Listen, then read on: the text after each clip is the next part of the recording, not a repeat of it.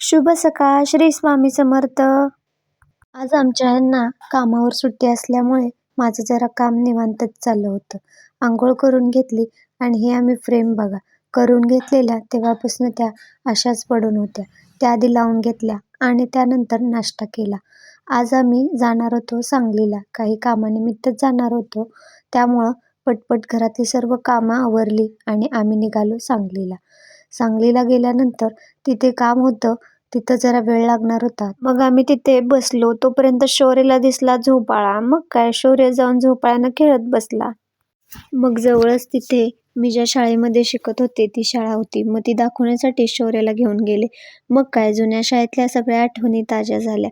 जिथे मी माझ्या सगळ्या मैत्रिणी, शिक्षक, अभ्यास, खेळ आणि मस्तीमध्ये घालवलेले क्षण आठवले. शाळा संपल्यावर कळते की खरी गंमत काय असते. आता मात्र गेले ते दिवस आणि उरल्या त्या फक्त आठवणी असं म्हणण्याशिवाय दुसरं काही नाही. मग घरी येताना मिसळ खाल्ली आणि घरी आल्यानंतर इथे बघा शौर्यच्या बड्डेच्या कॅडबरी त्यातली एक घेतली खाऊन मी पण. मग आलो संध्याकाळी बाजारात.